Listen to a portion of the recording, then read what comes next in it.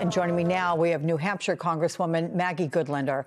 She serves on the House Armed Services Committee and is a former intelligence officer for the U.S. Navy Reserve. It's awfully good to have you back, ma'am. But my question to what we were just hearing there from my colleague Ines, when you can make a direct line between what is happening in this war to a domestic terrorism attack, as was on that synagogue in Michigan, what goes through your mind? What is the first thought? Well, Alex, thank you for having me. Look, I have no higher priority than keeping this country safe, than keeping my state safe. And the president's unilateral decision 15 days ago, to wage war in Iran without any clear explanation of what our objectives are, without being able to answer, and he really hasn't answered the basic question of how this ends and how this is going to be a good thing for the American people. This has cost us in American lives, in American taxpayer dollars. And Alex, I fear what we are seeing are real threats to the homeland as a direct result of the president's decision to take us unilaterally into war, a war of choice without clear reasons and without a clear end game. An end game is his solemn responsibility as commander-in-chief, to be clear to the American people, to our men and women in uniform, to military families who I hear from every single day, who are asking these basic questions and not getting the answers that this country deserves. Where do you assess the war stands today with the 13 American military dead, with the ability of Iran clearly to continue launching drone attacks, with the gas prices skyrocketing upwards? How do you see it?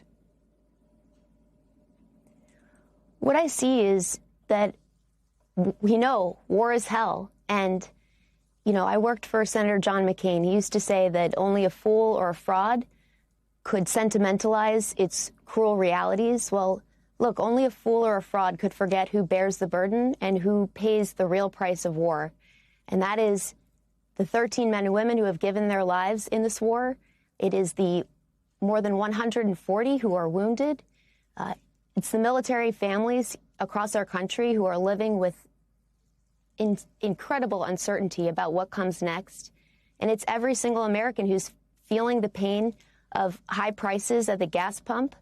The costs of this war have been significant, and the president hasn't explained how it's going to end. Meanwhile, what we see as Americans are getting crushed at the gas pump, this has been a massive windfall for Vladimir Putin and some of our most determined adversaries in the world. This war has been a net positive for Putin, and we can't forget that. So stepping back, Alex, the president, his administration need to come to the Congress and do what they should have done on the front end, which is to make their case. And we will be relentless in ensuring accountability here. These are the most consequential decisions that can be made by anyone in a position of public trust. And the president's refusal to come to the Congress to make his case is an outrageous dereliction of duty, and it's downright dangerous. And that may well be, but what can Congress do? The War Powers Act has gone nowhere. Well, look, we will continue to do our responsibility under the Constitution. Every single member of the United States Congress should be forced to vote.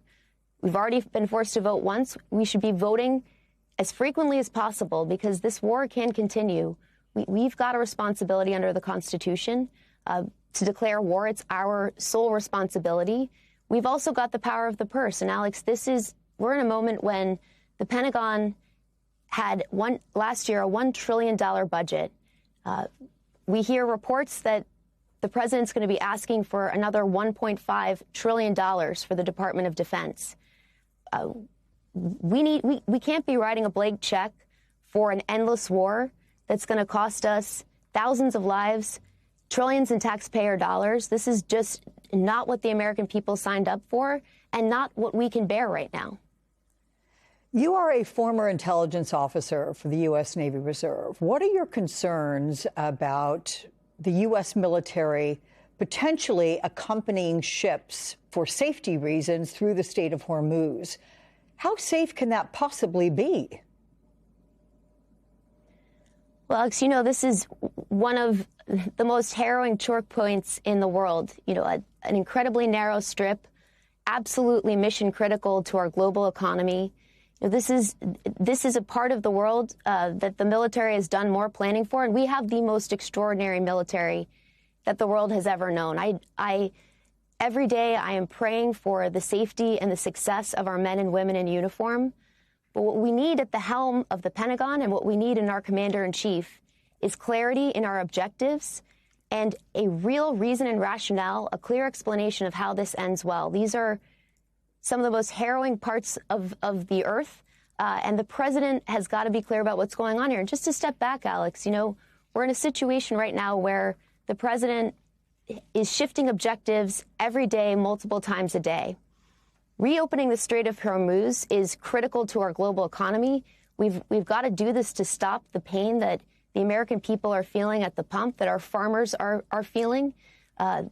This is one of the most important choke points in the world. But to reopen it, to think that that would have been the goal, a problem we created, solving that is mission critical. But this just points to and highlights the real underlying problem here, which is that we have a commander-in-chief who is not doing his duty, who is not giving clear answers to the American people. And we need the truth, we need accountability, and we need Congress to step up to the plate. And that's what I'm working to do every single day.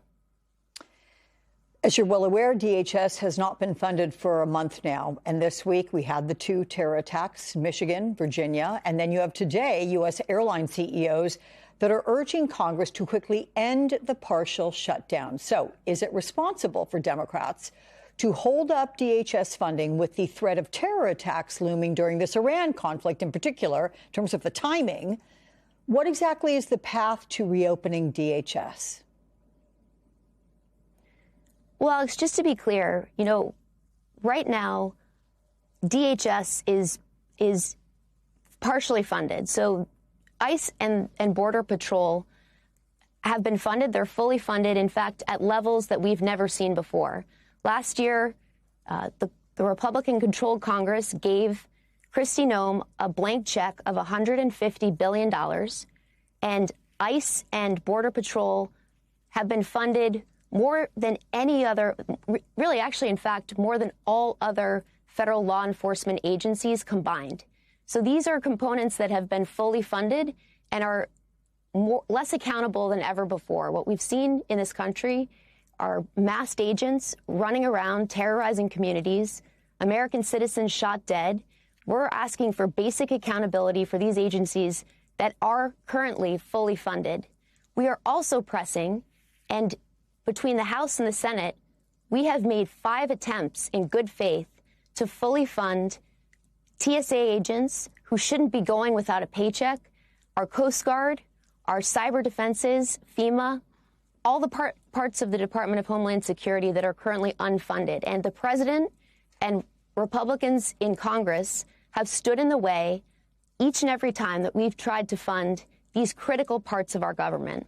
The Speaker of the House should bring the House back into session today. He should have done this. I've been calling on this every single day that we've seen these important parts of our government unfunded.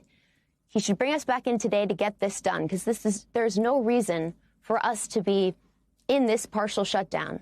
We should fund the parts of the department that our country depends on, and the Speaker and the President's refusal to do this is truly dangerous. Well, then I hope you guys go for a 6th time. Just try to get it through, because I think there are few people listening to this interview who will not agree with you. Congresswoman Maggie Goodlander, thank you very much for your time.